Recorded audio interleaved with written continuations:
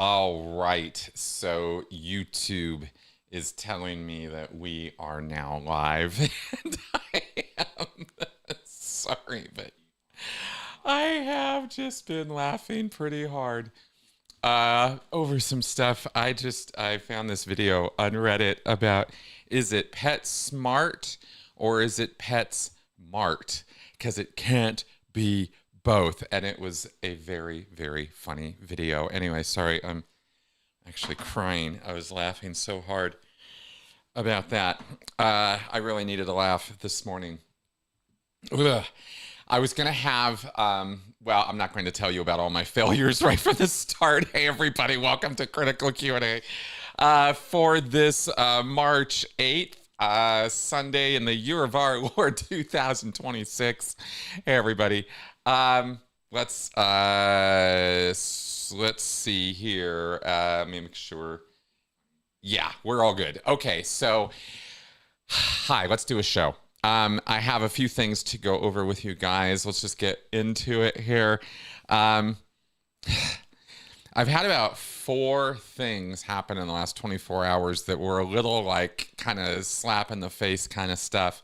So I'm a little bit this morning. And daylight savings, for those of you who I noticed in the comments, yeah, it's an hour earlier for some of you. Sorry for the time. Well, it's not my, I'm not responsible for the time shift, but I didn't even realize. This was the first time in many, many years that I actually completely forgot that daylight savings was even happening. I woke up this morning and I was like, oh, the time changed. Oh, like I didn't even, anyway, kind of shows you how out of it I am. Now, I have for you this week, let me switch over to my OBS here. And we got some Fig Cam. Here it is. So here is our little bundle of furry joy. This is Fig in all his glory. You've seen me hold him up in front of the camera here, but here he is today. In fact, this was him just about 20 minutes ago. This is freshly shot video that I'm just throwing up for you guys. And here he is. He's really just I'm just kind of showing him off here right now. He is just like this. You go up to him and he just starts licking you. And he is just so tiny. He's like half the size of Benson. We're guessing that makes him a toy poodle. Wait, I don't even know mini toy, how you differentiate those things, but that's him, and he's just me bending down and him coming right up on the camera. He just has no compunctions whatsoever about any of that, and just loves. He's so affectionate. He is just so affectionate. So we are just loving this. And he's also, he's a little bitey. We come to learn that little puppies, he's like, he says 6, 7 months old. He's still just a little baby. And he is very much learning his environment by biting it and chewing on it. It's as much of a learning process using his mouth, apparently, as his eyes and ears. And I just find that absolutely fascinating, watching him learn and map his world. And he's now, we've now trained him into, I didn't even know you had to train a dog into taking walks. They don't just know what to do. And so it took about a week for us to going out steadily greater distances. Like we started the first day, we got like 3 houses down. And then, that was about as far as he could, he was just so confused about what was going on. And then the next time, it was a few houses further until finally we got to the end of the block. And then the other day we went all the way around the block and he's just trotting along and loving it and smelling in the environment and doing all the things. And it's just fun having a new little puppy. So I'm going to share that joy with you guys because it's real joy. And it's and you need that kind of thing in your life, I think. Let's get the Q&A box started here. Please put your questions here. All right. Start that Q&A. Boom. All right. So we got that going. All right. So I can see the questions coming in, and I can see your comments as we go. Okay, couple things to update you guys on as we get going here today. First thing is we are having a fundraiser for the Aftermath Foundation, Michael J. Render Aftermath Foundation, this week. It is March 11th, this Wednesday, here in Denver at Comedy Works South. The show starts at 7 o'clock, and it will be a silent auction, and then there will be an hour of comedy. And it should be a good time. And I will be there. Obviously, Claire and others will be there. And so I'll be helping, volunteering, doing that kind of thing. I'm not just going to be sitting around watching the show. And so I hope you, if you're in the area or can come out, that you can be part of this. It should be fun. First time we're trying something like this. So I hope it really works out great. There's a little bit of nervousness, I suppose, but I'll be nervous for everybody else. I'm sure everybody else is fine, as far as the organizers and everything goes. But I'm hoping that this will be a really successful thing and that we can do more of this. So anyway, that is happening. And then the other thing I wanted to tell you guys is the editing process on my manuscript is basically done now. I have a few corrections to make, and we have basic formatting issues at this point. It's really just a matter of getting all the spaces spaced and all the paragraphs paragraphed and all of that. So that's where it's at. We're that close now to actually go time, and I'm working with a woman who is helping me with marketing and with after publication activities that we will be doing around this book and its contents. This is not just a book that sits on the shelf. This is a lot of practical advice and very useful information for ex-cult members in this book, and the people I'm working with on it. I'm very excited to be working with other people on it because I've been such a solo operation for so many years. It's interesting working with other people on my stuff, right? And to be the person who creates this stuff, but then other people get to do stuff with it, right? And promote it and get it out there and figure out how to talk about it and all that. So it's fun. It's interesting. It's nerve-wracking. But it's fun. It hasn't been bumpy at all. It's just been fun. But anyway, that's happening. And so we are planning by the end of this month to hit go and get this thing out there. And there will be some kind of marketing and pre-orders or something. That's the area I don't know really hardly anything about, kind of by choice. And I'm really bad at it. I suck at marketing myself so bad. So I'm really glad to have the help.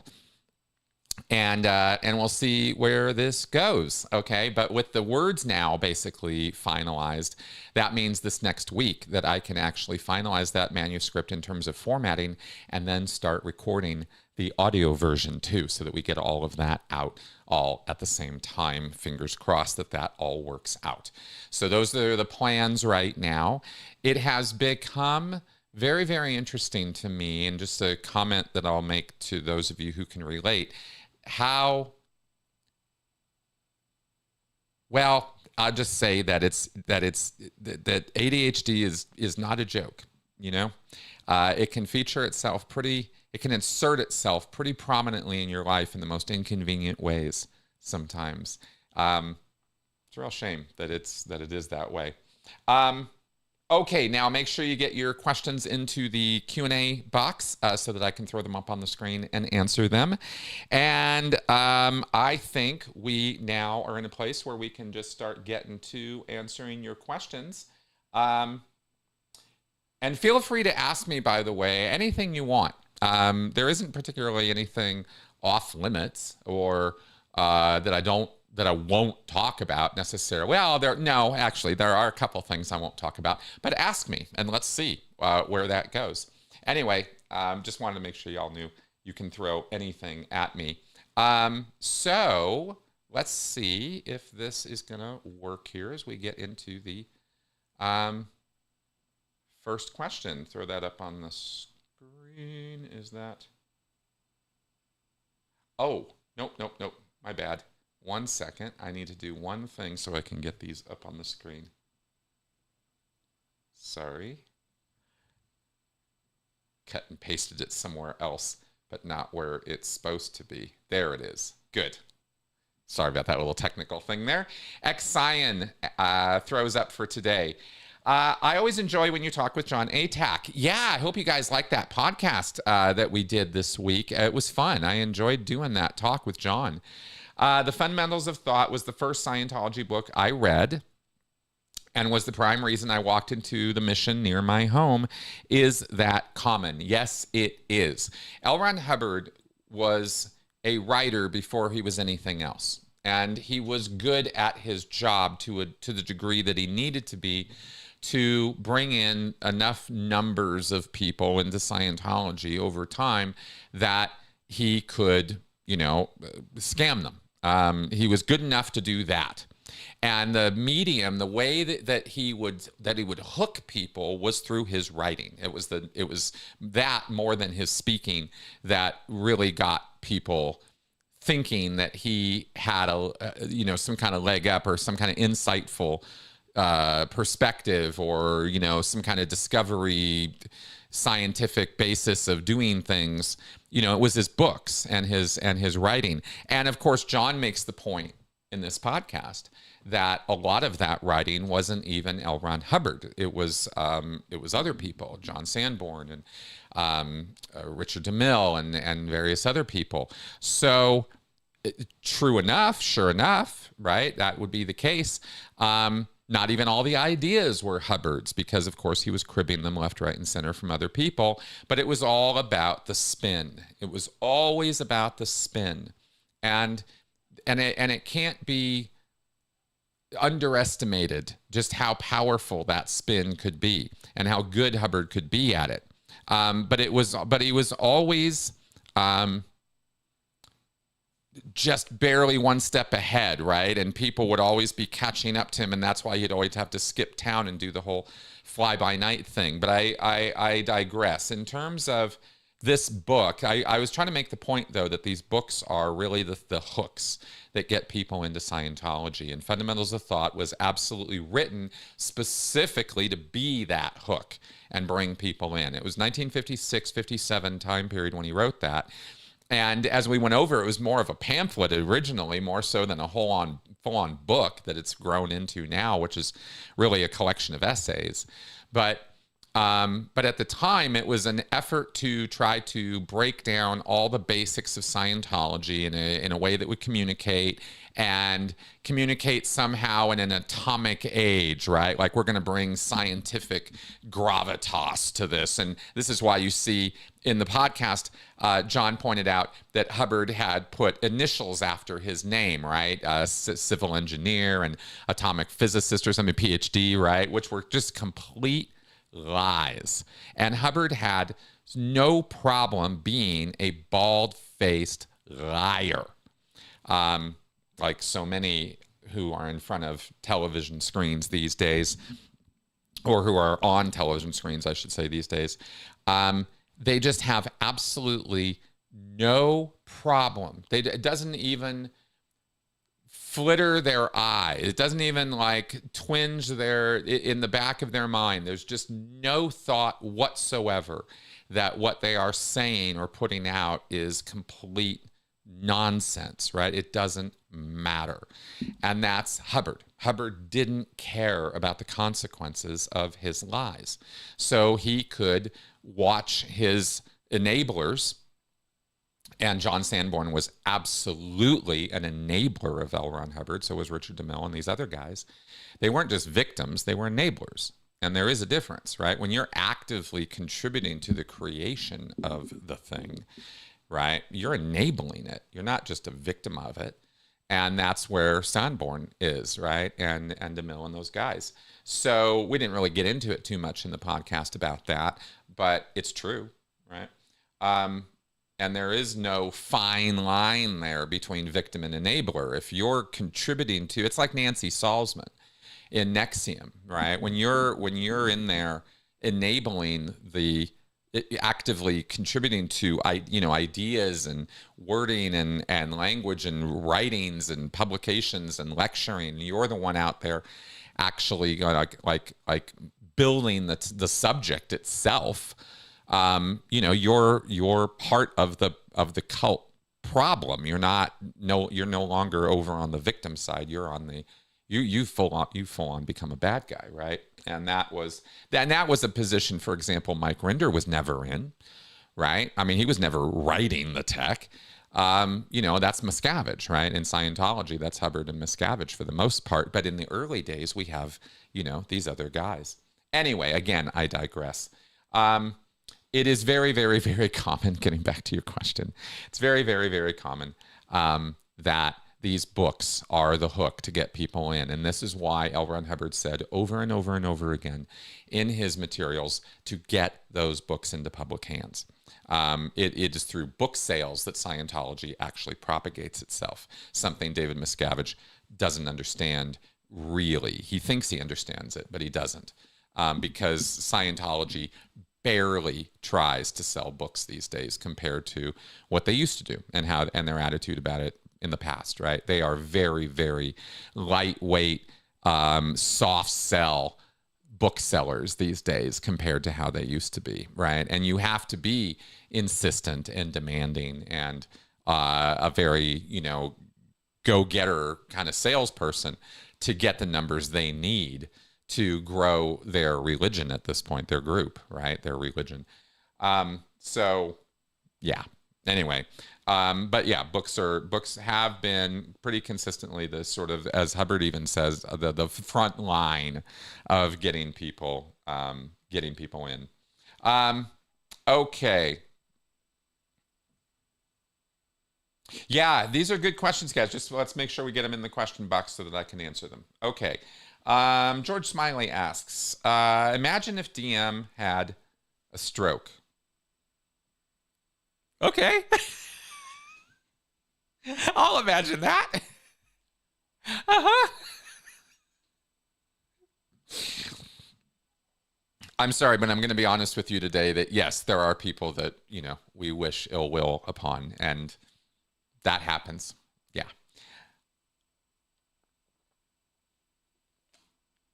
Or came down with ASL or cancer. Oh, that would suck. I would not wish Lou Gehrig's disease on anybody, right? Cancer would suck too. Or had a serious car crash. What kind of space opera-ish story would his provisional successors invent to explain what has happened? Well, he went PTS. He would be scapegoated, or could be scapegoated eventually. In the bigger picture of a group and its survival, anyone can be put on the chopping block, including the leader. This is the story of the ages, right? He who could not be touched can, in fact, be touched and killed and marched, to the guillotine and all the rest. There is no one who is untouchable, and David Miscavige is not untouchable when it comes to high-level or hardcore Scientologists who are fervent followers of L. Ron Hubbard's words and beliefs and ideas, and it might take an awful lot for them to turn on Miscavige, but could they do it? Of course they could, right? Of course they could, and they would, because extremist thinkers it's easy to get them to, get all riled up, and that's the nature of it. And it's a two-sided coin. It's a double-edged sword. It's it's all the metaphors you want to bring in about how it is a very dangerous thing to be a cult leader, because your head could be on the chopping block at any time. And this is the paranoia that cult leaders themselves understand about their position, which is why they tend to solve problems using the dictator solutions, right? The dictator problem that they suffer from, they solve by doing all the classic dictator stuff, right? The spy networks, the confession culture, the punishment-driven kind of behaviors that they engage in. So if he were to be, hoisted by his own petard, so to speak, then what would happen is he would be called out ethics and PTS, right? If he had some bad thing happened to him, and And it was visible, obvious, and irrefutable that it was something of, that would violate people's ideas of what Miscavige should or could be. Excuse me, like he becomes visibly, noticeably, disabled, then Scientologists are going to have issues with that, right? Because it is absolutely not what the high-level Scientology leader is supposed to personify. He's supposed to be, it's just like L. Ron Hubbard. Nobody in Scientology knows about the lumps on his head or the strokes that he had or the medical conditions he suffered from. Nobody in Scientology knows about any of that, because when you find out about it, you realize how human L. Ron Hubbard actually was. And it brings him right down to earth immediately. And you see his, what is that expression? Feet of clay, right? Like you just see what a fraud he actually was the entire time. There is very little that convinced me as quickly as learning about his medical conditions. Once I, started going down the rabbit hole, learning about that, bump on his head and his medical shit and the fact that he had died while on psychiatric medications and stuff, I was like, wow. It really brought him down to earth. And I hadn't, even really fully appreciated how much of a pedestal I'd put that guy on until he came crashing down. And I think a lot of Scientologists would experience something similar if Miscavige suddenly showed up on, in a wheelchair or crutches or something, and people are like, what's going on here? What's happening, right? And how is that possible? And immediately and at once, because of the way Scientologists think, it would be inescapable that they would immediately jump to, well, he's PTS. Some SP got hold of, got one over on Miscavige, right? He's at the effect of some SP. And of course, those who are trained in Scientology know that means that Miscavige must have been committing overts against that SP and be out ethics to some degree, right? And that's going to be a bit of a like, what? Because Miscavige is a person who can't be out ethics, can't be PTS. He's supposed to be impervious to all of that. He's supposed to be a supercharged, superpowered, L's completion, OT8, rock'em sock'em, highly trained auditor and administrator and data series evaluator, and all these labels of all this training and auditing you get in Scientology to become the most powerful super being ever. And you get cancer? What? No, that's not possible, So they're going to have a real hard time trying to explain that shit away. They're not going to be able to. And Miscavige is going to end up, would end up being on the chopping block. So yeah, exactly. What did he do to pull it in? Exactly. That's what's going to happen.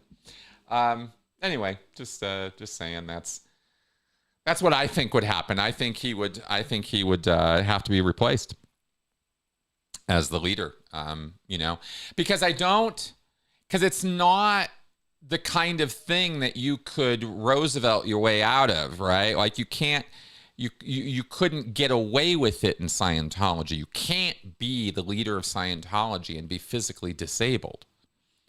Those two things just cannot go together with the dogma and belief system of Scientology. It just doesn't. Those two things are incompatible ideas, I think. If I'm wrong, it'd be interesting to see. Be really interesting to see. But I don't think I'm wrong about that. So, all right. Okay, let's see what else we got here. All right. Vernon asks, hey, Chris, just became a supporter on your channel. Thank you. Thank you very much for your support. Appreciate that. Also, a supporter of the Aftermath. Can monthly supporters of the Aftermath watch a live stream of the show March 11th? Yeah, there is going to be a live stream. I don't know the specifics of it, but there is going to be, and thanks for bringing this up because I forgot to mention it earlier, that they are planning on doing a live stream of the show.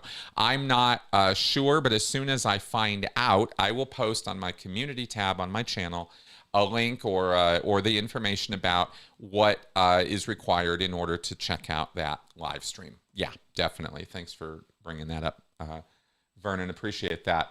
Okay, OBG Foster asks, what is the process for editing my book? Pretty simple. I obviously wrote the book, right? It's like 20 chapters, and I put that manuscript together, threw it up on Google Docs, and sent it to a woman who's working with me, I told you guys about, who had an editor, a professional editor, who she gave it to, and she went through it and made a bunch of comments through the document. And I think it was a Word doc, actually. It wasn't a Google Doc. And we took that Word doc with all those comments, and I responded to them and edited them and made the changes. And then we threw all that into a Google Doc, and then we went through another round of editing and with a different editor person. And then that's what has just been finished up now, was that process. So now it is this Google Doc that has in almost perfect final form at this point. I just have a couple more changes to catch up to, and then it will be finished. We will decide on the final format, and I will get the spacing and formatting and everything done in that final format, whether it's a Word doc or Google Doc or however it is, whatever we're doing with that, so that we can then take that and give it to our person who's going to run it through this whole production line of turning that manuscript into an ebook and a publishable print-on-demand copy, probably a PDF, and then I will record the audiobook from there. So that's kind of the process of that in a nutshell. That's kind of how it's been going. Yeah,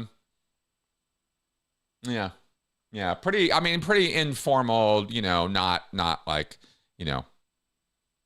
I'm working with Macmillan or something. It's nothing like that. Okay. Oh, George Smiley, another interesting question. What historical revelations about Hubbard do you think are the most damaging to Scientology? The war record seems to be the one that fascinates people the most and most immediately and simply debunks Dianetics, which debunks Scientology.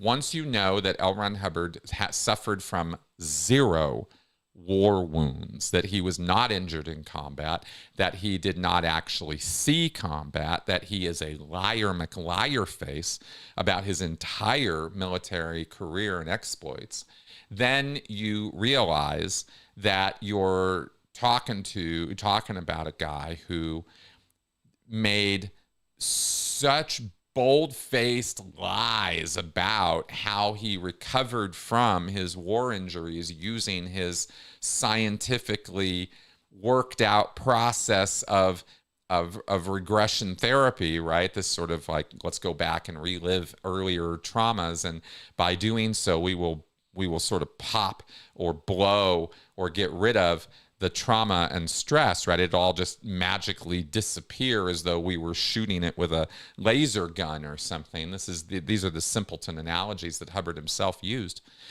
Once you see very clearly, right, like irrefutably, that never was possible, that it was impossible that Hubbard could have done that because he didn't have any war wounds. He was not blinded and crippled and lame because of an explosion that he suffered in the war, in combat. That never happened. The man was a scumbag of the highest order and stole valor from other soldiers in every theater of combat in World War II. L. Ron Hubbard shamelessly stole their valor, right? Made their sacrifices his own when he sacrificed nothing but, annoyed other people around him endlessly as a noisy, incompetent officer, right? That was L. Ron Hubbard. L. Ron Hubbard was a complete asshat in the military, and very few people even liked him. And that's his actual record. So you find that out, and you find out this utter fantasy of the origin story of Dianetics. And that tends to be, in my experience, the biggest, hardest blow to the credibility and reputation of Hubbard and Scientology at the same time.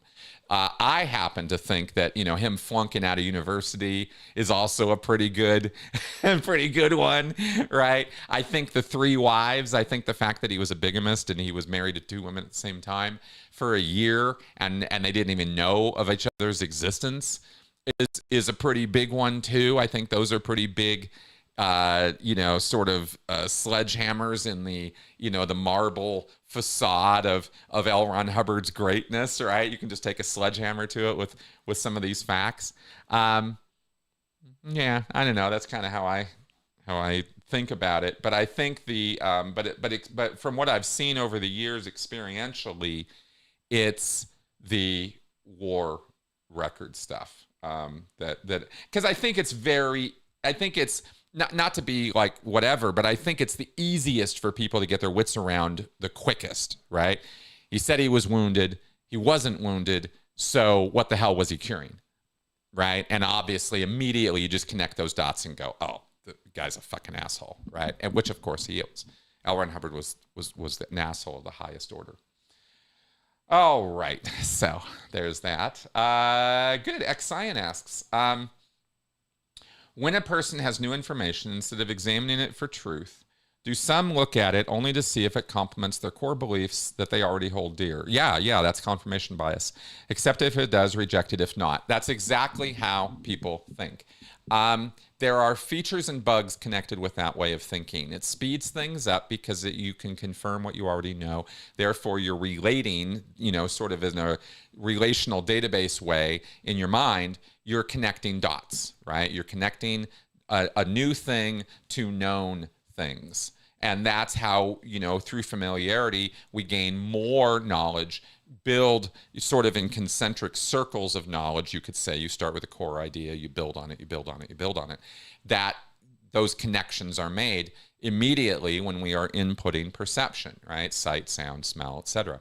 So that's your confirmation bias, is you are looking for, does this new thing agree with or connect to anything I've already got going on in my head already, or is this totally new, foreign, alien, and I can't relate to this at all, and I got to get my head around it in some new way because it doesn't really connect in any way with what I already know. Say, if I were to try to learn I don't know, particle physics or something, right? Or astrophysics.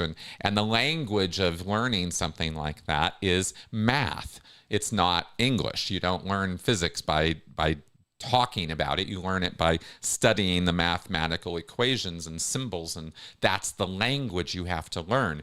That doesn't connect with anything in my mind, and I can't use those symbols and math to confirm anything because I can't even read it, right? So that doesn't input at all. It's a whole new set of values or ideas that I have to create a whole new playing field in my mind to start connecting dots with. So now in terms of, you say here, and there's a little twist here, right? When a person has new information, instead of examining it for truth, do some look at it only to see if it complements their core beliefs? Now, this is the tricky part. This is where everything gets all fucked up real fast, right? Because instead of examining it for truth, okay, when you're going to ask me a question like this in this broad way, truth, your truth, my truth, objective truth, which one are we talking about? Because if I'm going to examine something for truth, I'm only capable of comparing it or relating it to things I already know that I think of as true. And if I think, for example, that Dianetics is true, then that is me comparing it with the truth as far as I'm concerned. You see what I mean? If I input, this new piece of information that I don't know. That when one is recalling something, if you vocalize it, then you will get more information or something, right? Like, here's a piece of info. Did you know if you talk out loud when you're remembering something, you'll remember it better? Here's a random piece of information I could give you. Is it true or not? Every one of you, if you just heard the words I said, right? If you say things out loud when you remember something, you will remember more detail about it. Now that's a fact that I am making a fact. I'm making a fact claim, right? I'm saying something is true. This is true. If you do this, will be the result you'll get. Is it true or not? Well, every single one of you who are watching right now and thinking about what I just said are comparing it to what you think of as true, not what is objectively true, right? And so you'll come to, all of you are going to come to slightly different ideas about what I just said as to whether it's true or not. And you are comparing it to, you are examining it for truth.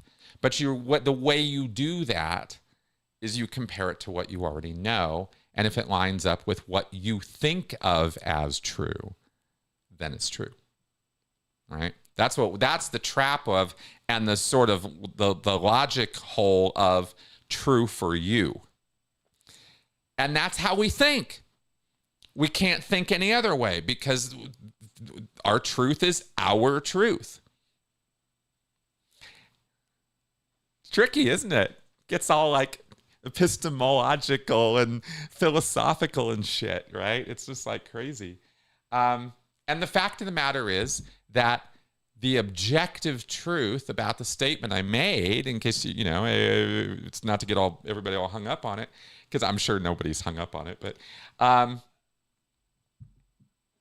fact is that statement is true for some of you, objectively speaking. Some of you will remember things in more detail if you say it out loud, and some of you won't. And some of you, this is the weird part, some of you will remember more details only because I said you would. If I hadn't said it and tested you, right, you wouldn't remember more details. But because I said you would, you will. Anyway, that's where I go, suggestion and all that, right? Fun stuff. I think this stuff is fun. All right, George Smiley asks, there's an old video of the bald captain of the Free Winds. Yes, Mike Napier, his name is. Awkwardly talking about a program on the ship that helps deal with randomity. Is this, the bit of Scientologists, the same as randomness? Basically, randomity is, it's basically the state or quality of being in undirected motion. Particles flying about, right? If you were to take a pile of papers and throw them up in the air, that would be randomity. Yeah. And the idea in Scientology is there's an implication that randomity is bad, has a negative connotation to it, because it's uncontrolled. And Scientology looks down on, it's worth commenting on for a second, so I'll do it, right? Scientology looks down on things being out of control. It's a control-based system. Cause, distance, effect, right? You're supposed to be cause. You're always supposed to be at cause. I stress this all the time with Scientology because it's an obsession with Scientologists. It's actually an unhealthy obsession.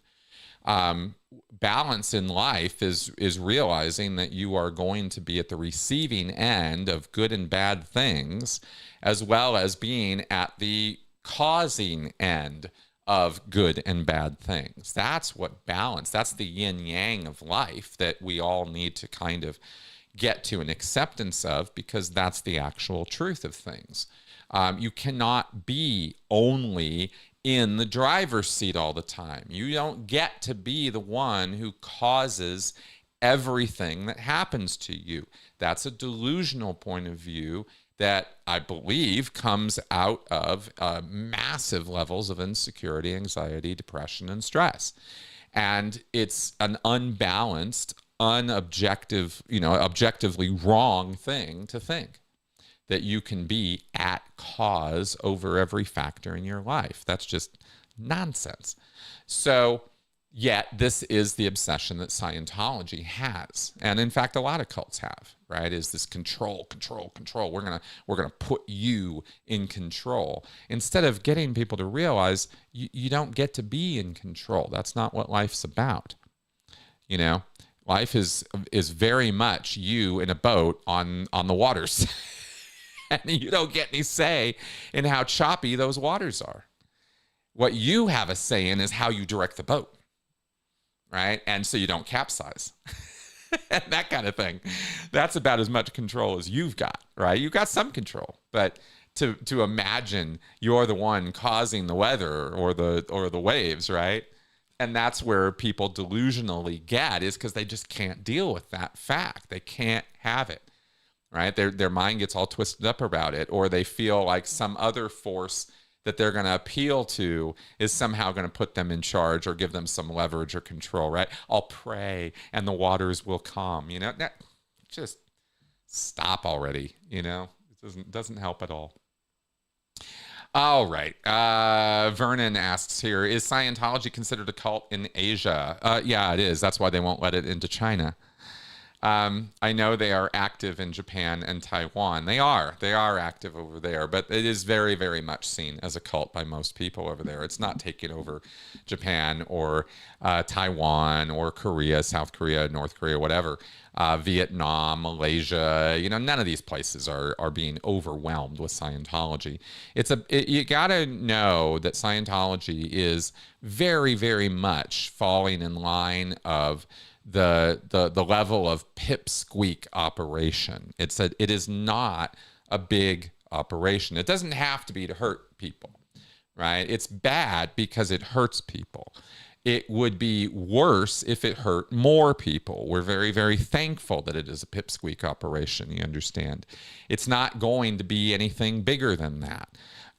Their day of growth and expansion and taking over the world, they had their shot. They've blown it. Miscavige has blown it completely. Whether another leader comes along who can completely revamp and re-image Scientology into something that is acceptable to the public at large has yet to be seen, but I don't see it in its current form doing that. I see it needing to morph into something radically different than it is now if it's going to have long, long legs. So right now, like many, many other cults, they are looking to outside of America for continued growth and expansion, and they're going into the third world countries and into other industrialized nations outside of the United States, Western world sort of thing, because they're trying to escape the cult label and the propaganda against them and that kind of thing, right? Because not all of our videos are translated into those languages and stuff like that. But even China's, been on to Scientology's crap for a long time. They haven't let Scientology in there at all. They don't want the competition, basically. All right. All right, Stu Bottom, can you talk a bit about team building, large group awareness cults, and what they do? Sure, yeah, basically group induction of euphoria, among other things. There's also, you get a lot of social pressures when you bring a group, when you do start doing group stuff rather than one-on-one stuff. You have a whole different set of psychological tools and manipulations at your disposal. It's different than one-on-one.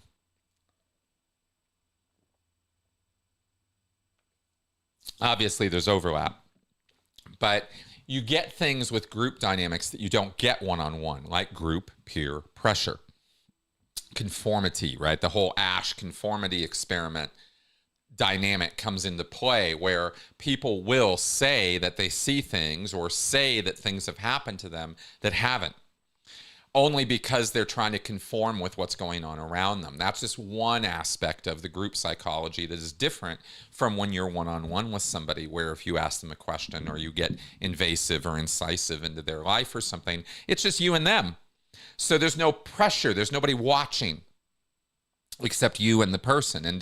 So there, the psychology is different because it very much relies on the trust dynamic between you and the cult inductee and the cult member, right? The administrator person, the lecturer, the auditor. In that one-on-one thing, the dynamic is very, very different. It depends utterly, completely on how good that auditor, let's say, is. How much they can establish trust, how much they can get the person to open up, how much they don't screw up in talking to the person, or, asking them sharp and pointed questions and directing their attention to where they want it to go to induce, whatever state it is they're trying to induce, whether it's, fight, flight, or whether it's euphoric. In a group setting, you have different levels of interplay. I think, okay, so points obviously been made. So what they try to do is leverage those group dynamics by putting conformity and pressure on individuals, bringing them up in front of the group and asking them questions, or making them go through exercises where the group gets what's going on before the person on the stage does. They even talk about this in Landmark, for example. They have exercises they do where they'll tell you, okay, we're going to put you up and we're going to ask you to choose, right? Vanilla or chocolate, choose.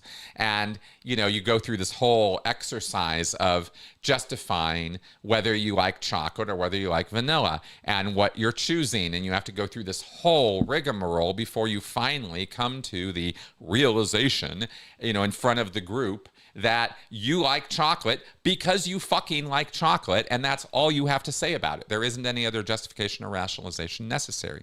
It's an exercise in breaking down your justifications and rationalizations.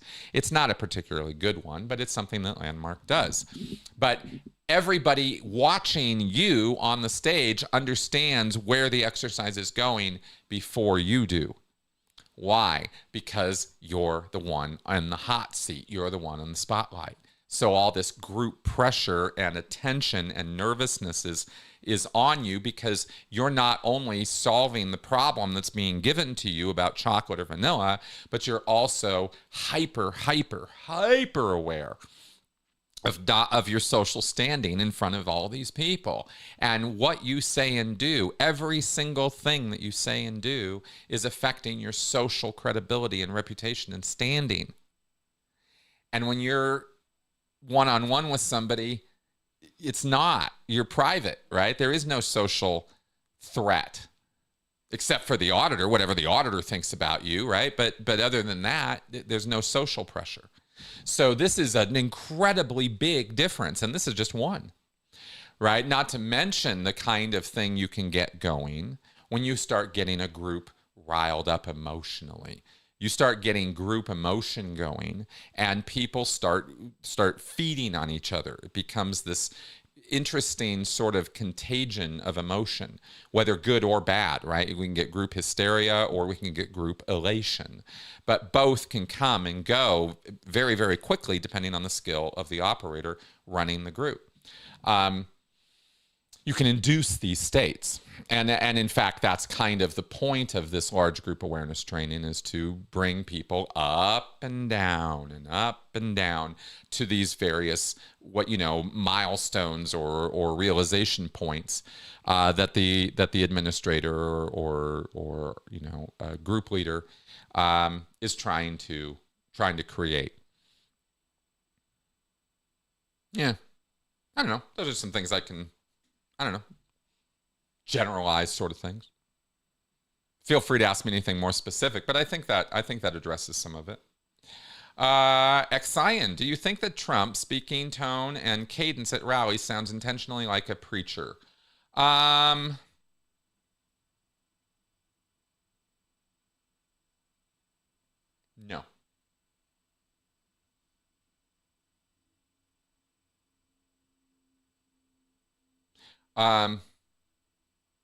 No. I said a week or two ago, I talked about Trump. I'm gonna say this again because it bears repeating, and it's really, really important to understand about that man. He's not emulating anybody. He's not inspired by anybody. He's not trying to copy or take notes from or take a page out of anybody else's playbook. Trump is very, very, very much in his own universe and very, very much a creature of his own design. He doesn't think like you and I do. Narcissists don't. And it's something that people seem to never really be able to get their head around. They keep projecting themselves onto narcissists and thinking that narcissists think like they do, and they don't. It's a disorder. It's disordered thinking. I like these are good words to use, and they're good words to understand about these conditions. First off, it's disordered thinking. So they're not thinking. The processes of perception, interpretation, and decision and action happen in a very different way in the mind of a person who suffers from the neurodivergent and disordered thinking that Donald Trump suffers from. So he doesn't sit there thinking about, okay, now I'm going to, do this because it's going to create this hypnotic reaction in my audience because I'm going to talk like a preacher and I'm going to give it to them, I'm going to bring them up emotionally and down. He doesn't think like that at all. Just erase all of that from your mind. It's not what's going on in his mind. He doesn't even know what's going on in his own mind. His existence is a continuing series of nows, of right nows. What right now is happening, and what am I calculating that I can get from this? What in this situation or around me is feeding my need for adulation, for attention, for my narcissistic, where's my narcissistic supply, right? Like that whole spiritual vampire, psychological vampire kind of thing. Where can I, who or what can I suck next, It's more like that. So please stop thinking, please, for the love of God, please stop thinking that Donald Trump is emulating anybody, is chasing anybody's approval, is in any way affected by anything going on around him. In any way, in terms of the way you and I think. Because it's not that way. He is a child. He's an immature child of about 3 or 4 years old. Emotionally speaking, that's where he lives all the time. And he's incapable. It's just not there for him to have adult thinking, to be a critical thinker, to think maturely in terms of cause and effect. Sure, of course he does think in terms of cause and effect, but he doesn't think in terms of consequences, for example. That's what I mean by effect, right? He doesn't think in terms of consequences. He doesn't care. It's not part of his thinking, right? So if you can just get that, then you'll understand the terror cart that we are trapped in, being led by this man. Because there's no plan, there's no strategy, there's no tactics, there's no thinking. It's completely impulsive behavior driven by narcissistic need. And Donald Trump himself doesn't know from one moment to the next what it is he's going to need next, except that it has to be more. Right? There's a novelty to his life, to his experiences and his needs. He needs new experiences, bigger experiences. He's obsessed with size. He's got a real fucking thing about size and about splendor and aggrandizement. So The only thing we can know for sure is his path forward involves bigger and bigger, creating bigger and bigger problems simply because he can. It's very much the thinking of, oh, there's a button, let's push it and see what happens. Oh, there's another button, let's push it and see what happens. And it doesn't matter how many people around him say, sir, that's really not a very good idea. Pressing that button could have severe consequences, and there could be very, very bad things that happen as a result. Oh, really? I'd like to see. Push. Oh, you've just given me permission to push this button because now I'm very curious about what's going to happen, right? It's that level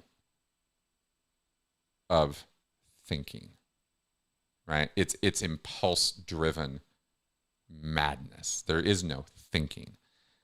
So there you go. George Smiley. The closest Hubbard came to the scientific method was admitting to trial and error. Yeah, good point. Do you think he stopped doing this once he wrote KSW? Or did he still talk about experimentation afterwards? Hubbard never... Okay, let me back up here. Think about this. It's a good question.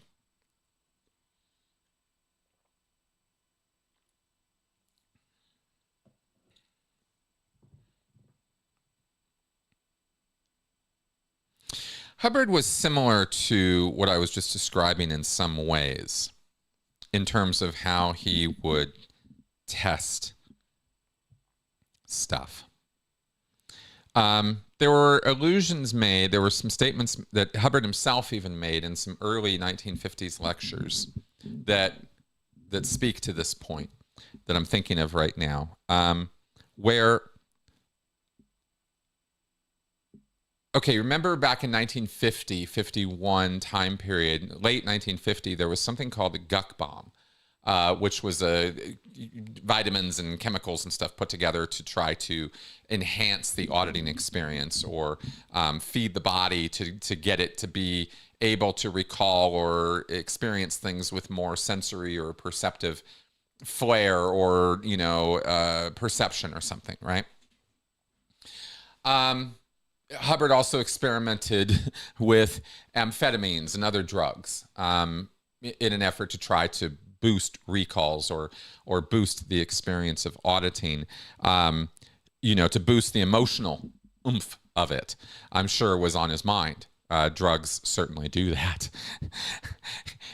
If nothing else, you can certainly say that that drugs enhance the emotional impact of a thing.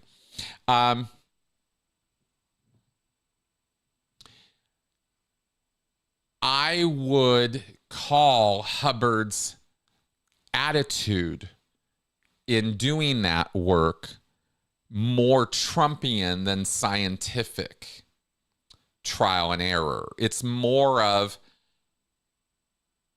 hey, L. Ron Hubbard, did you know that vitamin B1 has been studied or researched, and somebody said that it could perhaps lower certain levels that could have a destimulating effect on a person's mind? Maybe somebody came and told L. Ron Hubbard this one time, and he goes, oh, really? Well, let's take some and give it to somebody and see what happens. Like Hubbard doesn't go, oh, okay, well, I'll tell you what, let's put a table together and let's get 10 subjects and let's do a double-blind study where we give them to these guys, but we don't give them to these guys, and let's break this down. Let's get a chart. Let's name the names. Let's do this over time. Let's figure out a model. Let's design a study.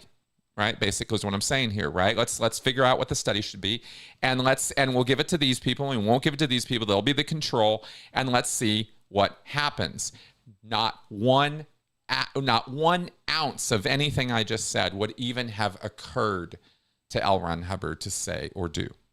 It never even would have crossed his mind to do something like I just described of a double-blind study. Double-blind, I should say, study, right? He would not do that. It wouldn't even occur to him to do that. He would simply say, oh, B1 does thing, give it to somebody and let's see what happens. Give them more. Oh, didn't do it yet? Give them more. That's the crudity of Hubbard's scientific experimentation and approach.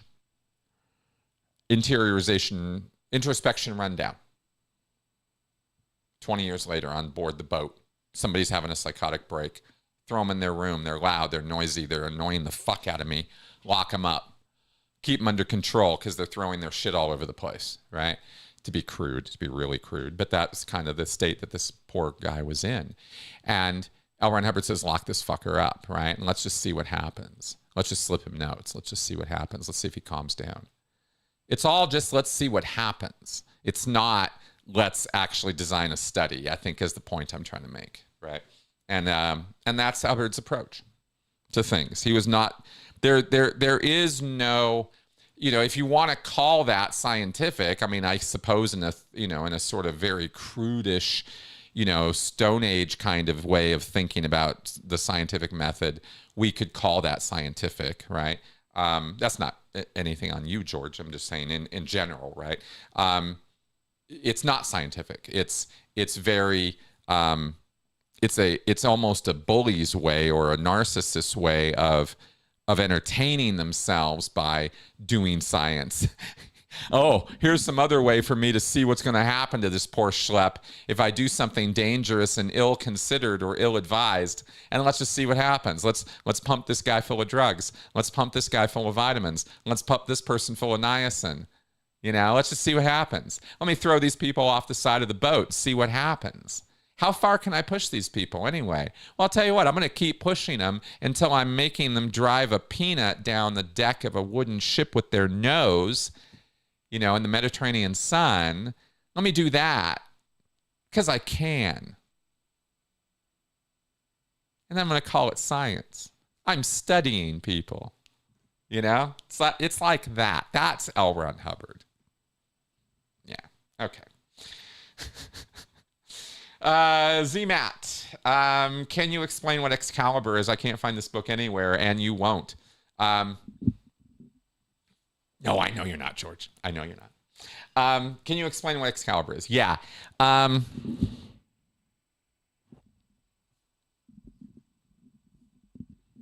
1938, L. Ron Hubbard said that he had died while under a dental surgery or dental process, and that he had been exposed to vast quantities of supernatural hidden information while he was in the other place, seeing all of the secrets of the universe and whatnot. And then he was resuscitated and he didn't actually die. And he came back and he did not forget. He remembered what had happened to him. And he took all of that. And in about a week or two, the legend goes, and this is all mythical. We don't know the actual facts of what happened. We only have Hubbard's telling of this and Forrest Ackerman, his literary agent's reflections on this time period. But Hubbard said that he went off to a cabin in Seattle and he wrote, and this cabin does exist and there are photos of it, and Hubbard probably did do this. And he went up there and in about a week or two or something, he wrote this book. And it's called, at first it was called The Dark Sword or Excalibur, or I forgot what the other title of it was. But they ended up landing on Excalibur, and I think that was the suggestion of Arthur J. Burks, who was another author friend of L. Ron Hubbard's, or associate of L. Ron Hubbard's, who also read the book, the Excalibur book, and I think he's the one who suggested that title. The book is a philosophical treatise on the nature of people, mankind. Group psychology, group dynamics are featured in it. We only know this because in my book, I broke down what we know about Excalibur. and everything that there is to know about it is in here, because there's not a lot. There's a write-up from Forrest. Was it either from Ackerman or from Arthur J. Burks about what was in Excalibur? The work itself is hidden away in the archives of the Church of Scientology. It's never been published, and I don't think it's ever going to be.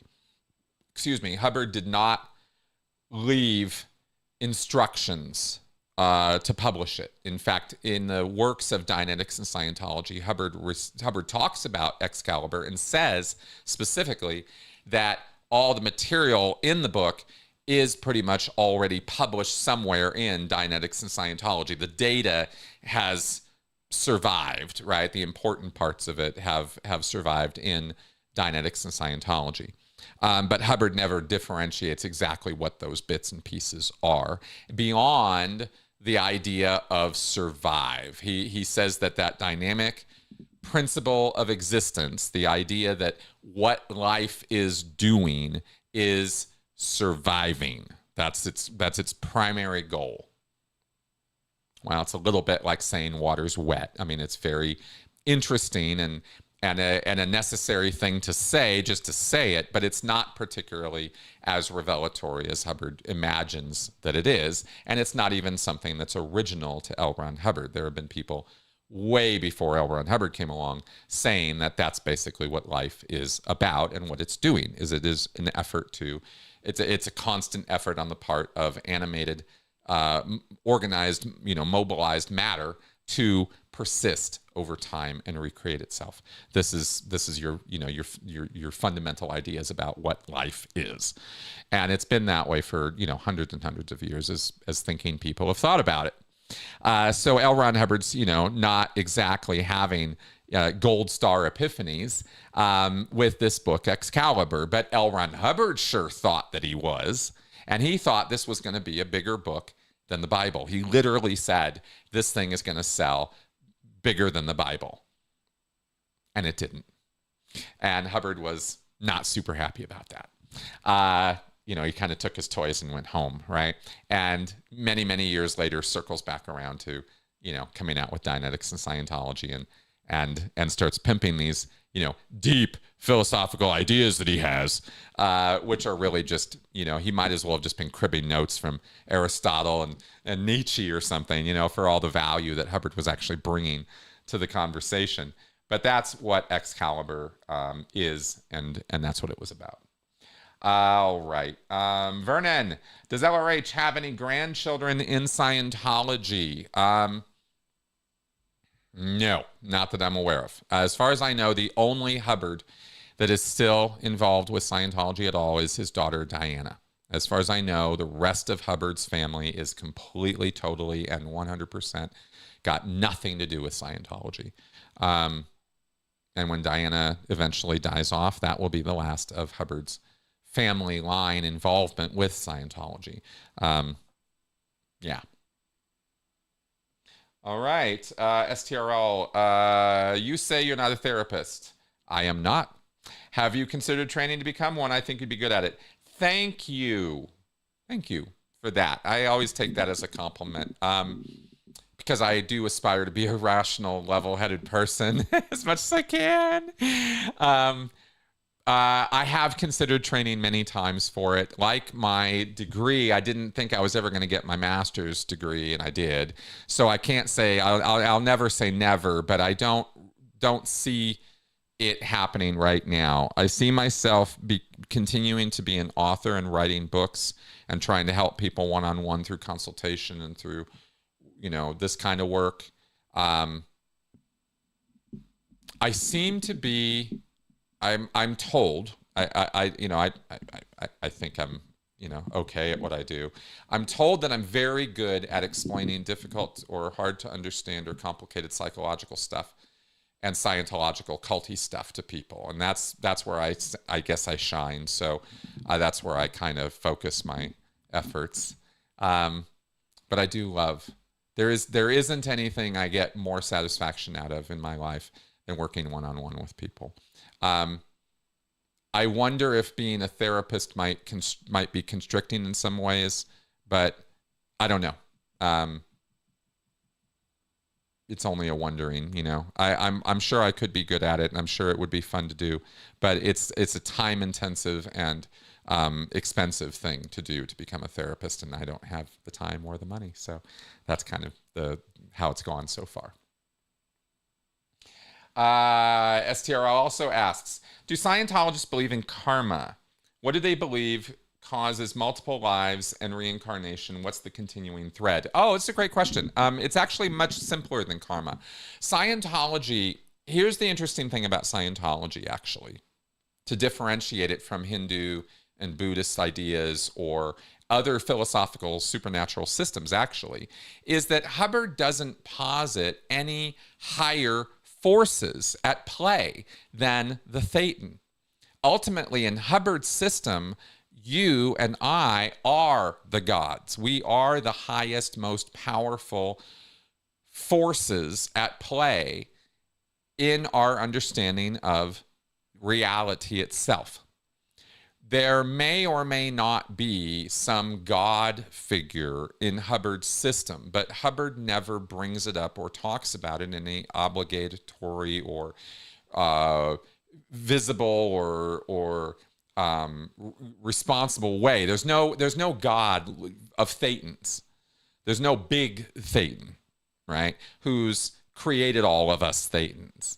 And in Scientology, a Thetan is the fundamental belief on which everything else is based.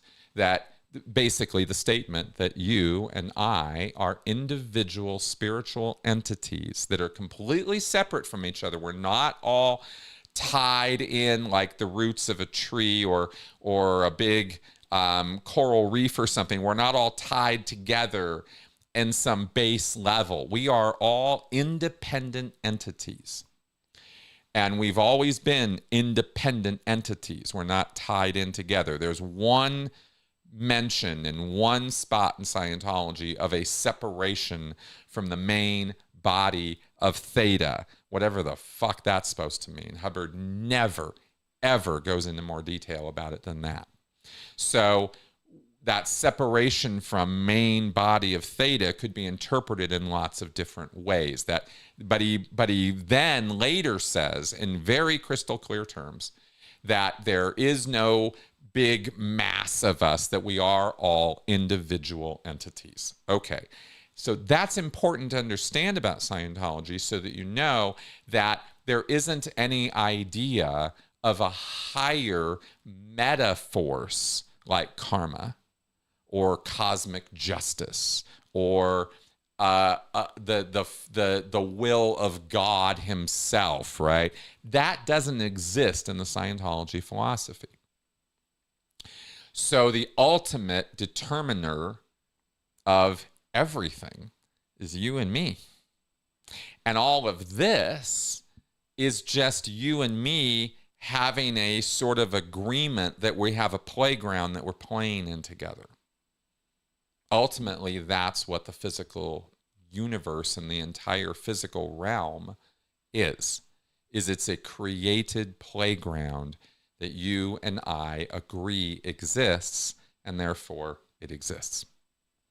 And that's, so the Thetan is, again, the highest force that exists in reality. No karma. All right. STRL, do Scientologists believe in a God? If they want to, they can, and some do, but it's not dogmatic. There is no God as laid down from Hubbard. And Hubbard himself is not God either. Not in any way, shape, or form is L. Ron Hubbard God. Hubbard is just another Thetan, but he is considered there's big beings and degraded beings. They do make that differentiation in Scientology. So you could have somebody who is endowed with, this is the way Hubbard explains it. There are Thetans who are endowed with more theta than others. I think that's a cop-out bullshit thing that Hubbard said, because his ego demanded it. Because philosophically, it doesn't really make a lot of sense. A thetan is a life unit that does not have or consist of matter, energy, space, time at all. None of this has anything to do with the existence of a thetan. So to talk about thetans in terms of size or magnitude or volume is to be really in the physical universe trap and talking in its terms about a life force that doesn't exist that way. So Hubbard is just fucking with us, basically, when he talks about big thetans and degraded beings, right? Big beings and degraded beings. It's just Hubbard, you know, fucking with people and abusing and coming up with another reason to abuse them. And people in Scientology don't think too much about it because they don't think too much about much of anything when it comes to what L. Ron Hubbard has to say. You know, not a lot of thinking going on. So there you go. Oh, you thought I was a therapist? Oh, that's funny. Yeah, no, I'm not, guys. I'm not a trained therapist, not at all. And I've really gone way out of my way so many times to say I'm not that. You know, no license. Never know what's going to come out of my mouth. Okay. STRL, you said Scientology has a presence in North Korea? No, sorry if that was what came across, I miscommunicated. No. I am not aware of any Scientology presence in North Korea. I am aware of a Scientology presence in South Korea. I think there's some activities going on of Scientological organizations. I don't think they have an org there. If I'm wrong, correct me. I can get really messed up about Southeast Asia, but anyway, I don't think there's an org in South Korea, but there definitely is not Scientology in North Korea. If I said or put that across at all, that was my bad. No. Oh, STRL, favorite ice cream flavor, mint and chip. I love mint chip ice cream more than anything. I grew up loving Rocky Road the most because, you know, I was an American boy growing up in the 70s and Rocky Road was where it was at. But I grew into mint and chip ice cream as my favorite. I just love the mint, the chocolate chips in there. It's just so good. There's a few flavors of Ben and Jerry's that are particularly good. Chunky Monkey is really good. The Stephen Colbert flavor, I can't remember. It's like red chunk and blue or something. It's really good. I think it's got brownie bits or something in it. That's really tasty too. But my favorite's mint and chip. Thanks for asking. Now I'm gonna have to go get some ice cream. And then also STRL asks, does Scientology ever do auditing in a group setting in order to manipulate people better? Scientology does what's called group processing, and it really only engages in it on their Sunday services. It's very rare that you'll get a group processing thing happening outside of a Sunday services activity, right? And it's a public-facing kind of thing, and it's very light grade Scientology auditing. It looks weird. It is weird. You can actually look it up online and find videos of people who've snuck in cameras to Scientology Sunday services and filmed them doing the group processing. And they'll be doing things as a group like putting their hands on their head or touching their cheeks or looking at the wall or looking up and looking down and touch the chair in front of you or say hi to the person next to you. It's all very out there, you know, in the real world kind of stuff. They don't tend to get up and move around during group processing. They stay seated for the most part. And it can be done on anywhere from, 3 to 300 people at a time. Group processing really doesn't have any limit as to the number of people you can process. It's not liked. It's not fun to do. It's a little annoying, actually. It gets very annoying very quickly because it goes on and on and on. They'll do it for like an hour. And that's a long ass time to be sitting there doing stuff like look at the wall, look at look at the floor, right? And that's the point. Is it's inducing other states. And that's how they do it, right? It's through repetition, trance induction, stuff like that. And it can happen in a group setting just as much as it can on a one-on-one. Like I said earlier, you get different dynamics at play when you bring a group into it. It's a different beast in terms of controlling it, and it's a different beast in terms of the results you can expect. Yeah. So it won't be as impactful, for example, as a one-on-one auditing session would be for an individual. But you can still get some kind of thing in the group and basically make everybody a little giddy is kind of the point of it. It doesn't always work out that way because they run it way too long and it just drives people into the ground and they end up being really tired and out of sorts and feeling a little snippy afterwards is generally what the end result of it tends to be.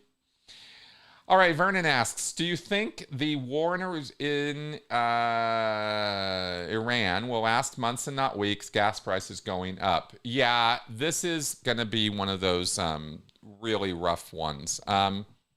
My own personal take on this is that it's going to go on and on and on.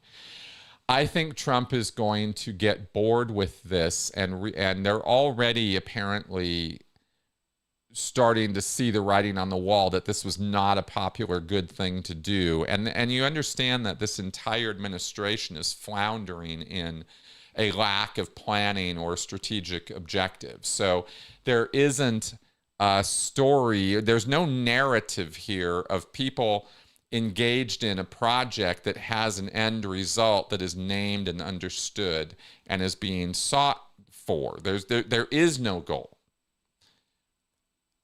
And that's really bad because it means anything is possible. Anything at all, including starting another military conflict somewhere else at the same time this is happening. Trying to quell this and not being able to. Trying to demand unconditional surrender from people who are not about to unconditionally surrender. These are just noises. They're just words being thrown about without any real thought or planning or foresight or idea of consequences intended or unintended. So because of that randomity in our highest level of government, right, the entire world is now plagued with how do you predict the unpredictable? How do you take that pile of papers and throw them up and then predict where they're all going to land? Good fucking luck. And that's what the problem that every world leader now is faced with in dealing with the United States. We are fucking this world in ways that are catastrophic right now. And it's because we have an administration that is made up of 3-year-olds. In terms of maturity level. So they're just pushing all the buttons because they can. You might try to see it some other way, but I'm telling you, it isn't some other way. This is exactly how it is. And the media is like, they can't deal with it. They just can't cope with the fact that that's what's happening. So they have to create narratives and try to what's called sane wash what Trump is doing. They have to invent strategies and tactics and reasons and objectives for what America is doing, where the truth is there isn't any. Right? That's pretty bad. That's a pretty bad place to be. And that's a pretty bad place that we're putting everybody in. And I say we because it's collectively the United States, right? We put Trump in office. I didn't vote for the fucking asshole, but some of you guys did. And so here we are. And so this is what it looks like when you put a narcissistic, paranoid child in charge of nuclear weapons. Right? So this, yeah, Trump's folly. I mean, yeah, that's a pretty good way of putting it, because that's what this is, right? It's Trump's temper tantrums. And the whole world has to be at the receiving end of it. I don't even have words to begin to apologize for what America is doing to the world right now. I mean, there's just no words for how horrible I feel about what is happening. I'm not responsible for it. I didn't do this.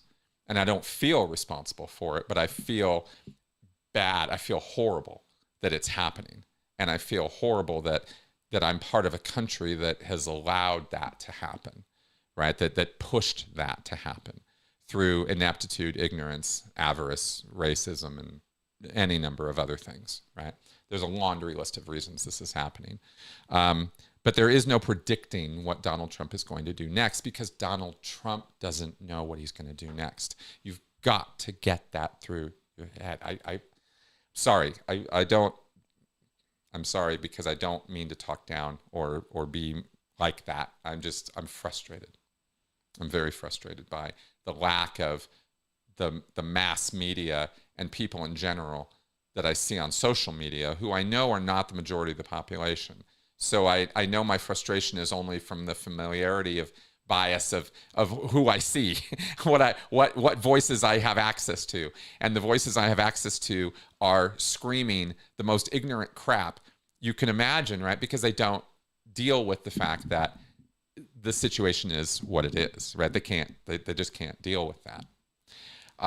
We have an administration of man children and man and women children, who are the intellectual equivalent of a nursery school. That's point made. Okay. STRL, do you think that Trump's speaking tone and cadence at rallies sounds intentionally like a drunk?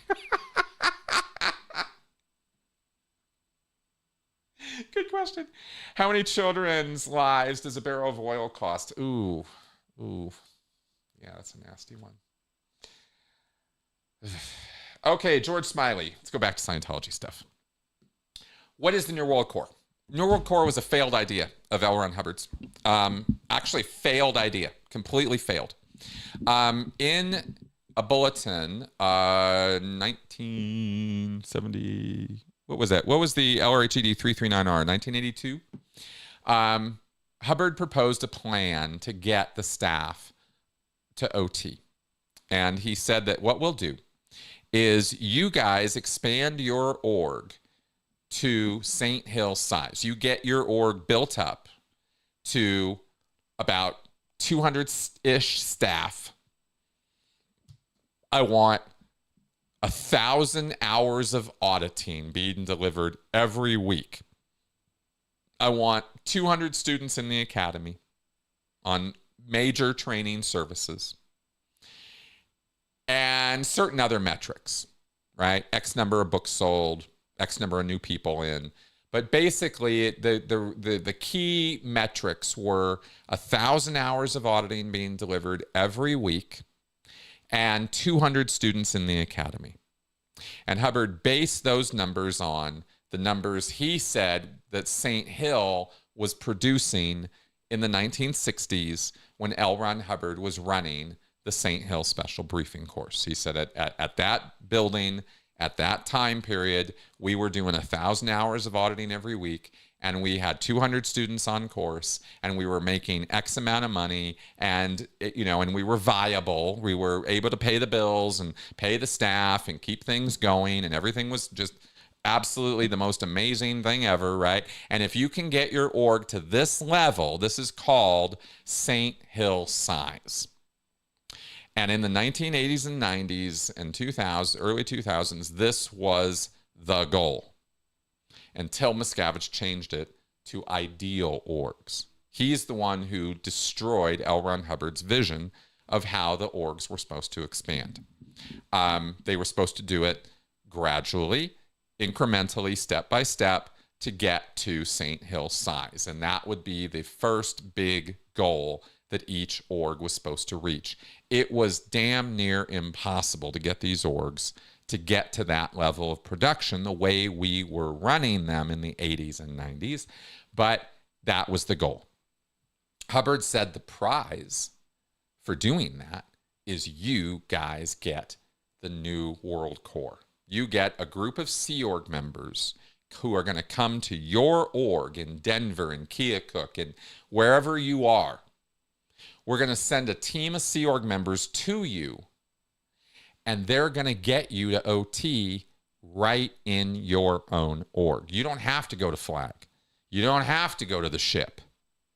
We're going to give it to you right in Denver, or right in Seattle, or right in Milan. It's still there in writing from L. Ron Hubbard, this promise.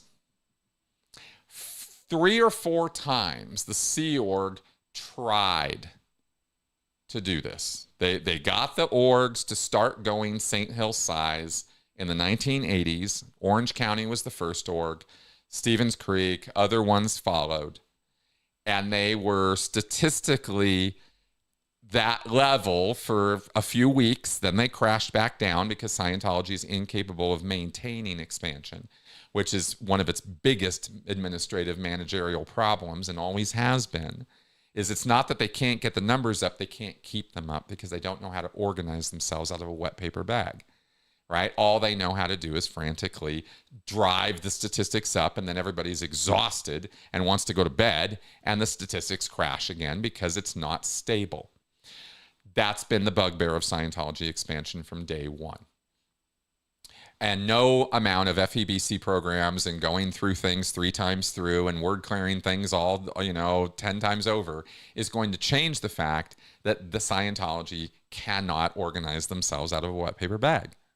So this New World Corps, they tried to send Sea Org members to these orgs to deliver their OT levels, and it was just a dog's breakfast. And they ended up calling the Sea Org members back, and it didn't really work out very much. A couple people got up to the OT levels in the orgs, kind of, and they kind of made a mash of it and tried to combine it with the AO delivery. They told the staff, well, we're not going to send a team, but you guys can come to the AO in Los Angeles or in Clearwater or in Africa or whatever, and we'll deliver your OT levels to you there.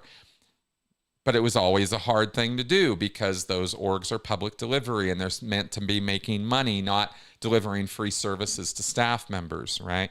So again, they couldn't really organize themselves around this very well. So the New World Corps always failed and failed and failed until now nobody even talks about it. It's completely forgotten, right? If anybody's talking about it inside Scientology, I'd like to know, because I haven't heard word one about New World Corps in very, very, very long time. But that's what it was, and it was a massive failure because Scientology is a massive failure, right? They can't give you a reward for something you haven't achieved, and nobody's ever really stably achieved St. Hill size. And L. Ron Hubbard didn't even achieve it. All of his metrics and all of his statements about St. Hill in the 1960s were just more lies and bullshit, because he wasn't running a Class 5 org. He was running St. Hill. And St. Hill was a very different animal from Detroit org, and they're not the same thing at all. So Hubbard was just, again, demonstrating his inability to effectively lead or administer or organize anything, because he couldn't. Guy was a real doofus when it came to organizing stuff. People give Hubbard all kinds of credit for stuff that they really shouldn't. I can't stress enough how much of a doofus Hubbard was when it comes to organizing things. He sucked at it, and that's why the Universe Corps ended up being, the New World Corps ended up being such a upsetting thing for people, for the staff members, because it was this promise made, and it was just a slap in the face to all the hard work of the staff, All right, STRL, if I told you I had a copy of the manuscript of Excalibur, how much would you pay for it? Well, I'm not paying a dime for it. I couldn't give a fuck about Excalibur, but I do know a guy who will pay you $10,000 for it. So if you do actually have a copy of Excalibur, and I'm actually being serious, if you actually do have a copy of it, contact me, because there is somebody I know who will pay you a lot of money for it. That person's not me. Okay. All right. Now, you're saying the book Excalibur was named by someone called Arthur? Oh my God. I guess so. I had never made that connection before. That is hilarious. Okay, let's see here. Did MAGA knowingly and purposely vote for the things that Trump is doing? No, not really. They never do. You know, it's like saying, did people vote for the concentration camps when they voted for Hitler? It's like, no, not exactly. But that doesn't, that doesn't make them give them an escape button from responsibility for putting Trump into office, of course, right? If you're too stupid to have seen the unintended and fully intended consequences of Donald Trump's administration, and you voted for this, you are responsible for what's happening. Make no mistake about it. Right, I absolutely hold you responsible as a voter in MAGA land for what's happening right now, whether you knew what was coming or not. Because the fact of the matter is, you should have known what was coming. It was too obvious to miss. Way too obvious. I was telling you guys from day one, back in 2016, that this guy's trouble. All the way back, you know. So it was very, very, very obvious where all of this was going from day one, if you actually paid any attention at all. And since I know that and saw it that way, I don't give anyone a pass on not seeing it. Fuck you. If you didn't see what all of this coming from Donald Trump, I don't have kind words for you. Not right now, I don't. Right? I'm willing to help anyone one-on-one. I actually am.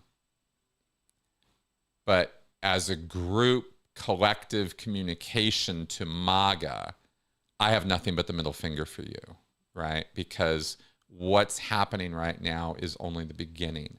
And there have already been people killed because of this, right? American citizens have been killed because of Donald Trump, because of what MAGA wants. People are dead. And then non-American citizens, right? And the coming violence and death that's coming. This needs to turn around, and we need to turn it around. And it's not going to be MAGA who's going to do that, right? It's going to be everybody else pushing them out of the way, because they're not going to get out of the way. They're Christian nationalists, and they're cultists, and they're extremists. And they have a very, very fucked up idea of where things should go and where things should be. And I don't agree with any of it. So I have really harsh words on it, right? Because I feel very strongly about this. People are dying. There aren't worse consequences than people fucking dying, right? And the future is not, there's no assuredness that this is going to get better. So people need to have their come to Jesus moments now. They need to turn this thing around, you know? All right. If reality is agreement, what is you just refuse to agree? Well, the problem isn't your refusal to agree. You can refuse to agree all you want. It's how persuasive you are in getting other people to disagree that will determine your success. Right? If you're going to be the odd man out, you're going to suffer from odd man out consequences, which could sometimes mean bad consequences if you push back too hard. But if you are persuasive in how you push back and disagree, and you can get other people to start disagreeing too, then you have support. And that support is what's going to ensure your survival, because no one individual is capable of taking on the group. It's the whole nature of the thing, right? You're simply outnumbered. So you've got to get that agreement. All right. Oliver says, this feels like blasphemy. Ooh, I like blasphemy. But I listened to the Apollo Stars album the other day, and I liked it. Was the band purely a propaganda and PR method dreamt up by LRH, or was it a spontaneous creation? It was both. Check out in fact, I'm going to have an interview coming out in a week or two with Jeffrey Levine, who is going to talk about Apollo stars a little bit. And he makes the point that Hubbard did want this as a PR propaganda activity for the ship. The boat, Hubbard's boat, right, the Apollo and the other boats that were part of his little thing, would come into a port, would come into a city, and people wouldn't know who they were, wouldn't trust them, wouldn't know anything about them.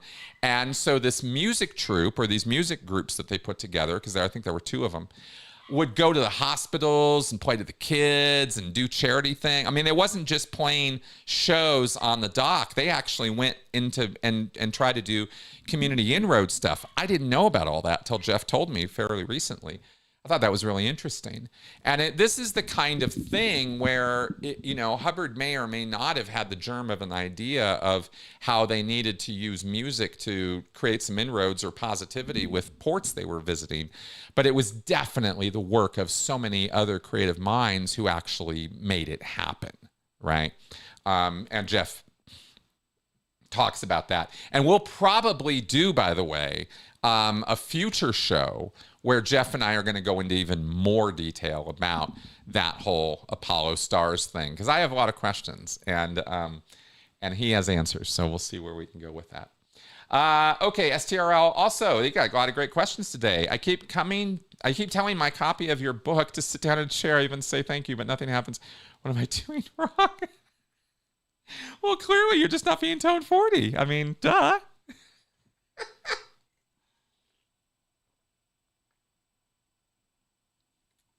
Listen, you got to go back and do some more TR6 so that you can differentiate your intention from the words, because clearly you have misunderstood on how the sound or the words are the intention, and they are not the same thing. And so if you clear that up, then your intention will focus better and you'll be able to make the book rise. And if you believe any of that, I have a bridge that I can also sell you. I have a deed in my drawer, and you just have to email me and we'll arrange payment. Okay, X-Cyan, did you ever give anyone a severe attitude adjustment? Oh, yes, I did. Yes, when I was in Scientology, I did my share of face rippings. Severe reality adjustments, SRAs was the term that we used. That's basically when you just basically get in somebody's face and tear into them. And yeah, I did do that. I didn't do it a lot, and I never enjoyed it. I mean, literally, I never enjoyed it. It was never something that was something I wanted to do. It was always something that was sort of, you had to do it. There were certainly, Sea Org members who did enjoy doing that sort of thing.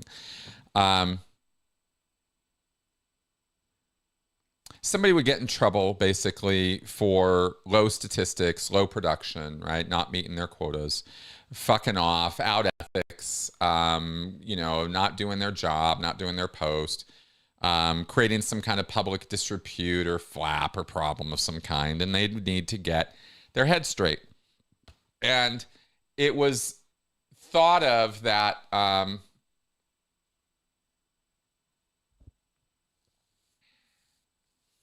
it was thought in Scientology that this was a necessary step to snap the person out of their bank, their reactive mind.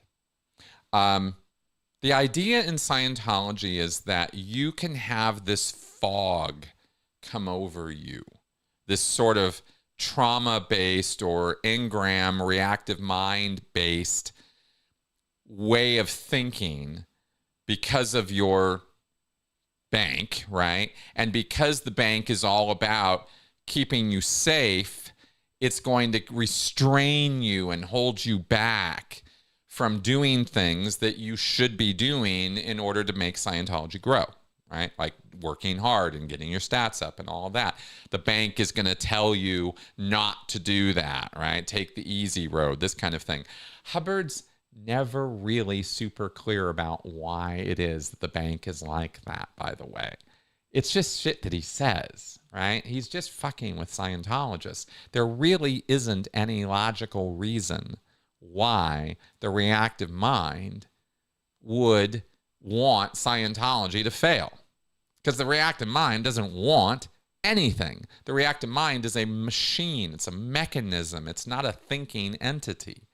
This is where Hubbard even in the bits and pieces of Scientology that Scientologists just take for granted, it's because they don't think about it, right? The reactive mind is not a thinking entity. But I maybe digress a little bit here, but my point is that we felt that this bank was this fog that would come over somebody, or this way of this filter, this thing that would affect their thinking.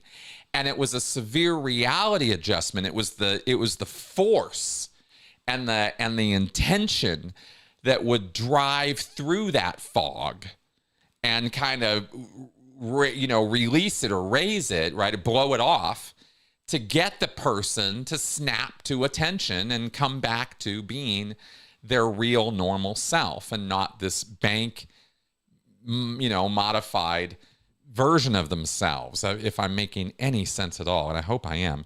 So this was the idea of the severe reality adjustment, is it wasn't just yelling for the sake of yelling. It had a purpose. And that was the only reason I would engage in it, because I wasn't the guy who was going to just yell and scream at people. I wasn't that guy. I never have been that guy, except when I'm like, really, really, really pissed. And that's pretty, few and far between that comes over me. Yeah. So, yeah. Anyway, that's what I can say about that. But yeah, I had my share. Have to admit it. Okay, OBG Foster. Did people hide the truth from LRH the same way people hide the truth from Donald Trump? Yeah, absolutely they did. Every dictator has this problem. It is part of the anatomy of the dictator problem that they're going to experience misinformation and data loss, right? They're not going to get a clear understanding of what's going on because they have enablers and yes men and sycophants surrounding them. And often they train those sycophants and enablers in how to act. The cult leader themselves, like L. Ron Hubbard, will yell and scream and gnash the teeth and rend the garments when someone comes and gives them bad news. They'll shoot the messenger, right? They'll do it over and over again. And then they'll maybe come back around and try to make up or try to undo what they did, but the lesson's already learned, right? You don't come giving N theta or bad news to L. Ron Hubbard without your solution first, right? If you're just going to go dump on him, it's not going to fly. You're going to be at the receiving end of an awful lot of trouble if you do that, right? You have to not only come with the problem, but you have to come with the solution also, right? And that creates a situation of fear, terror even, around the dictator, because the problems that arise around a dictator are self-created problems often, right? They end up shooting themselves in the foot all the time through their ineptitude and incompetence, and then it's up to their enablers and sycophants to deal with the damage and the fallout of that. And they can't go tell the leader, well, the reason we're having all this trouble with the AMA is because you won't stop talking shit about the AMA, right? They can't say that because everything the dear leader does is perfect, right? So they have to talk around it or avoid it entirely. And this is where endless numbers of problems come from in leadership, because you can't be an effective leader with a lack of information. And accurate information is vital to making accurate, reasoned decisions. And this is structurally one of the reasons why dictators always fucking fail. And they always fail. Always fail. There's never been a successful dictatorship in history that ended well. Has there? I challenge you. You tell me. Doesn't work out because you can't be an effective rational leader and be a dictator. Doesn't go together. All right. Xion, would you like to be another being like being Fig for a day? Well, that's an interesting question. An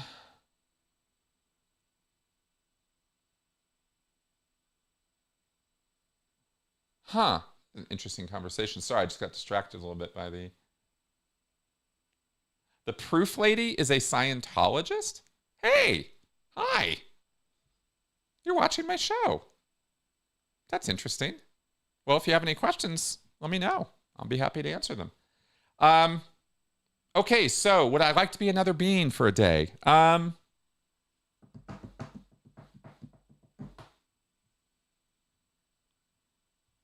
Yeah.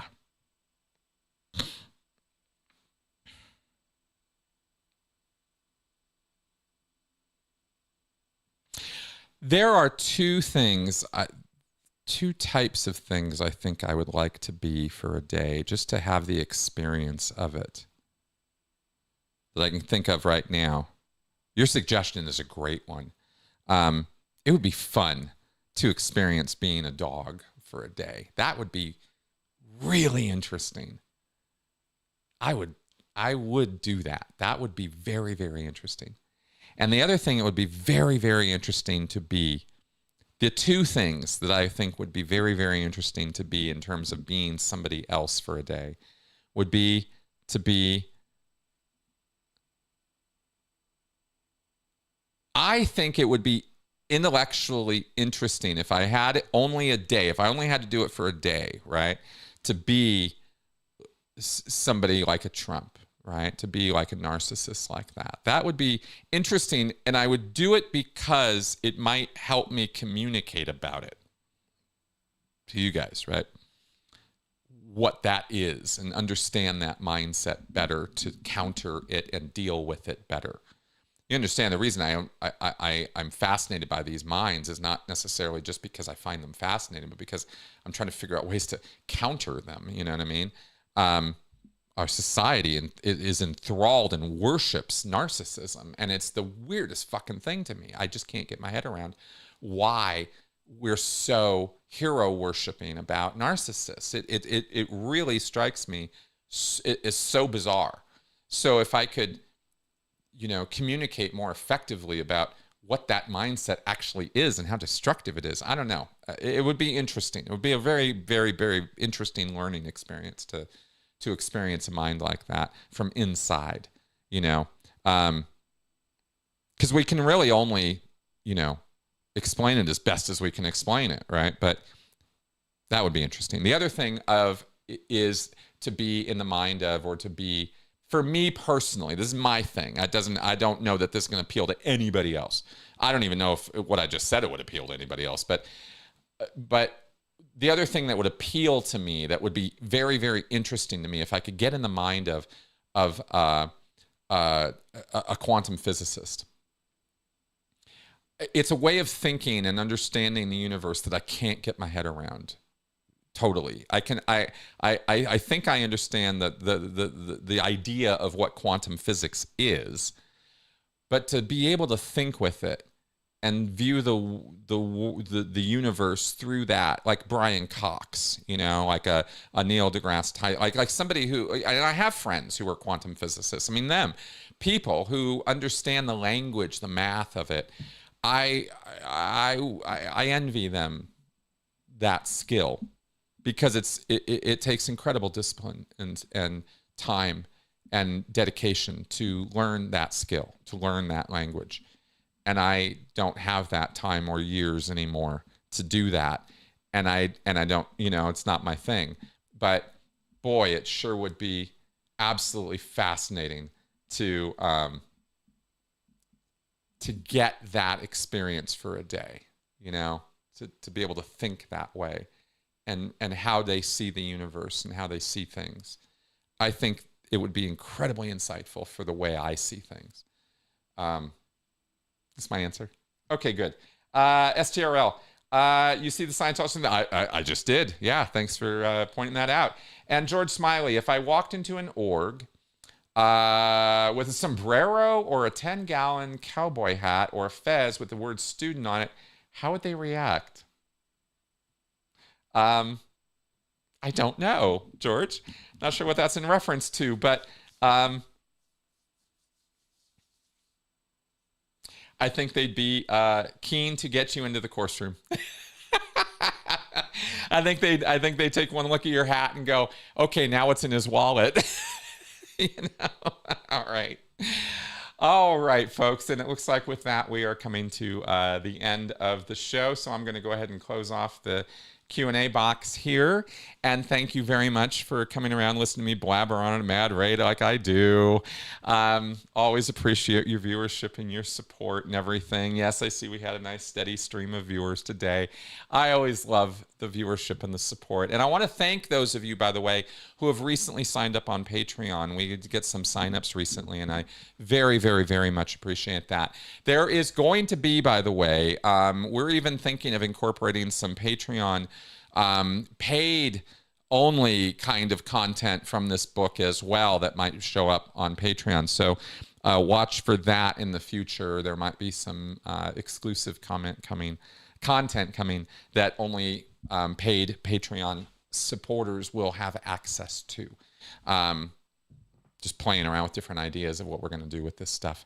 So anyway, thanks for coming around. Thanks for listening to me. And as always, thank you for your questions and your support. And I will see you guys soon. Bye-bye.